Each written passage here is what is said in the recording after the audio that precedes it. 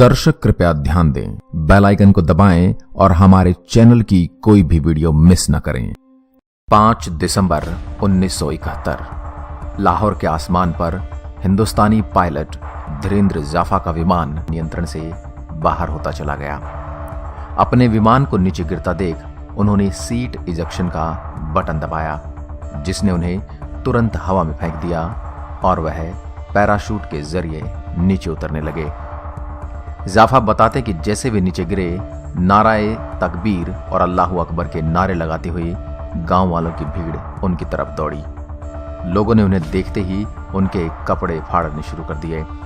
किसी ने उनकी घड़ी पर हाथ साफ किया तो किसी ने उनके सिगरेट लाइटर पर झपट्टा मारा।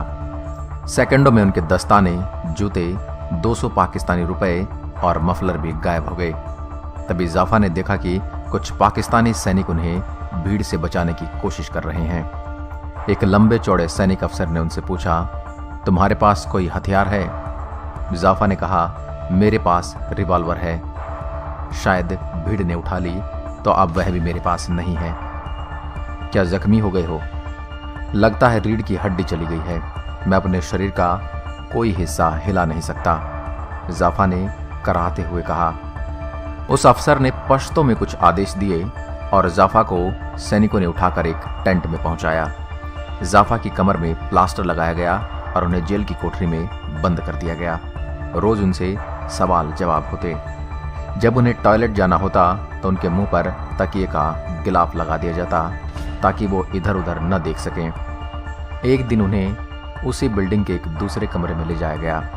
जैसे ही वो कमरे में पहुंचे, उन्हें लोगों की आवाज़ें सुनाई देने लगी। जैसे ही वो अंदर घुसे, सारी आवाज़ें बंद हो गई।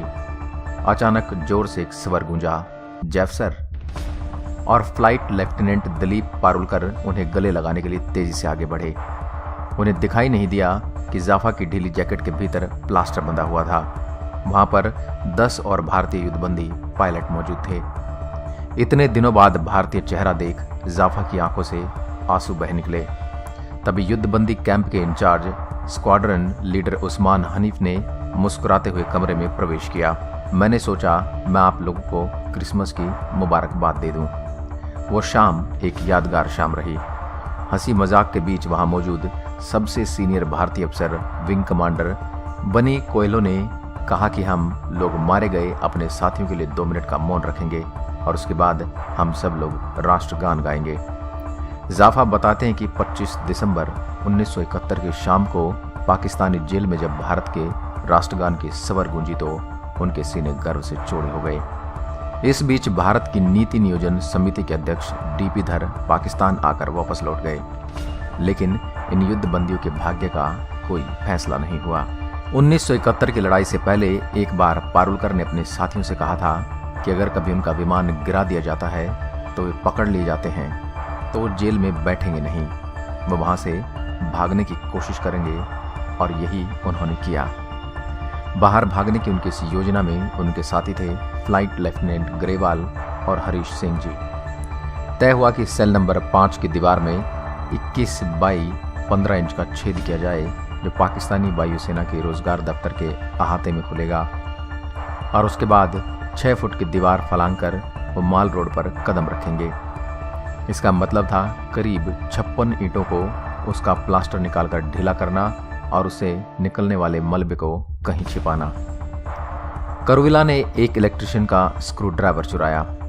ग्रेवाल ने कोको कोला की बोतल में छेद करने वाले धारदार औजार का इंतजाम किया। रात में दिलीप पारुलकर और ग्रेवाल 10 बजे के बाद प्लास्टर खुरचना शुरू करते। हैरी और चाटी निगरानी करते कि कहीं कोई पहरेदार तो नहीं आ रहा।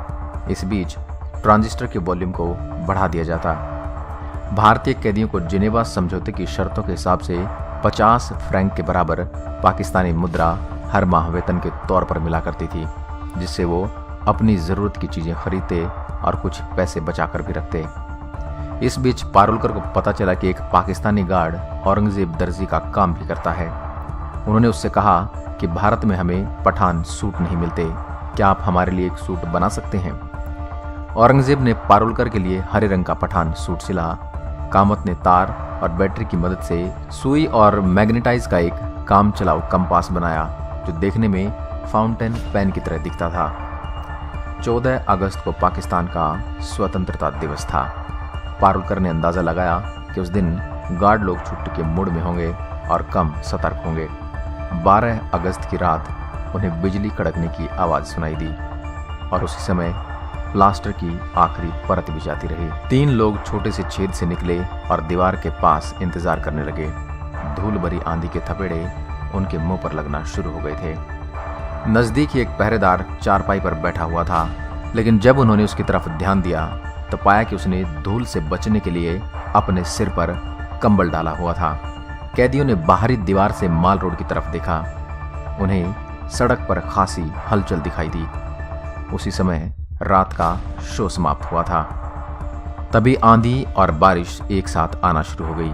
चौकीदार ने अपने मुंह से कंबल को हटाया और चारपाई समेत वायुसेना के रोजगार दफ्तर के बरामदे की तरफ दौड़ लगा दी। तीनों कैदियों ने जेल की बाहरी दीवार फलांग ली। तेज चलते हुए वो माल रोड पर बाएं मुड़े और सिनेमा देखकर लौट रहे लोगों की भीड़ में खो गए। थोड़ी दूर चलने के बाद अचानक फ्लाइट लेफ्टिनेंट हरीश सिंह को एहसास हुआ कि वो पाकिस्तान की सबसे सुरक्षित समझे जाने वाली जेल से बाहर आ गए हैं। वो जोर से चिल्लाए, आज़ादी। फ्लाइट लेफ्टिनेंट मलविंदर सिंह ग्रेवाल का जवाब था, अभी नहीं। सबने तय किया कि वो अपने आप को ईसाई बताएंगे, क्योंकि उनमें से किसी को नमाज पढ़नी नहीं आती थी। वो सभी ईसाई स्कूलों में पढ़े थे और उन्होंने भारतीय वायुसेना में काम कर ईसाइयों को नज़दीक से देखा था। दिलीप का नया नाम था फिलिप पीटर और ग्रेवाल ने अपना नया नाम रखा था अली अमीर। भीगते हुए वो तेज कदमों से चलकर बस स्टेशन पर पहुंच गए। वहां पर एक कंडक्टर चिल्ला रहा था, पेशावर पेशावर पेशावर जाना है क्या आपको? तीनों लोग कूदकर बस में बैठ गए। सुबह के 6 बजते बजते वो पेशावर पहुंच गए। वहां से उन्होंने जमरूद रोड जाने के लिए तांगा किया। तांगे से उतरने के बाद उन्होंने पैदल चलना शुरू कर दिया। फिर वो एक बस पर बैठे। उसमें जगह नहीं थी तो कंडक्टर ने उस बस की छत पर उनको बैठने के लिए कहा। जमरूद पहुंचकर उन्हें सड़क पर एक गेट दिखाई दिया। वहां पर एक साइन बोर्ड लगा हुआ था, आप जनजातीय इलाके में घुस रहे हैं। आगंतुकों को सलाह दी जाती है कि आप सड़क न छोड़ें और महिलाओं की तस्वीरें न खींचें। फिर एक बस की छत पर चढ़कर वो 9:30 बजे लंडी कोतल पहुंच गए। अफगानिस्तान वहां से सिर्फ 5 किलोमीटर दूर था। वो एक चाय की दुकान पर पहुंचे। ग्रेवाल ने चाय पीते हुए बगल में बैठे एक शख्स से पूछा, यहाँ से लंडी खाना कितनी दूर है? उसको इस बारे में कुछ पता नहीं था। चाय स्टॉल का लड़का जोर से चिल्लाने लगा कि टैक्सी से लंडी खाना जाने के लिए 25 रुपए लगेंगे।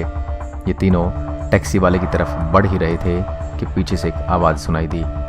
एक प्रौढ़ व्यक्ति उनसे पूछ रहा था, क्या आप लंडी खाना जाना चाहते हैं? उन्होंने जब हाँ कहा तो उसने पूछा, आप तीनों कहाँ से आए हैं? दिलीप और गैरी ने अपने पहले से तैयार कहानी सुना दी। एकदम से उस शख्स की आवाज़ कड़क हो गई और वो बोला, यहाँ तो लंडी खाना नाम की कोई जगह है ही नहीं। वो तो अंग्रेज़ों के जाने के साथ ही ख़त्म हो गई। उसे संदेह हुआ कि ये लोग बंगाली हैं जो अफगानिस्तान होते हुए बांग्लादेश जाना चाहते हैं। ग्रेवाल ने हंसते हुए जवाब दिया, क्या हम आपको बंगाली दिखते हैं? आपने कभी बंगाली देखे भी हैं अपनी ज़िंदगी में? बहरहाल तहसीलदार के अर्जी नवीस ने उनकी एक न सुनी और उन्हें तहसीलदार के पास ले गया।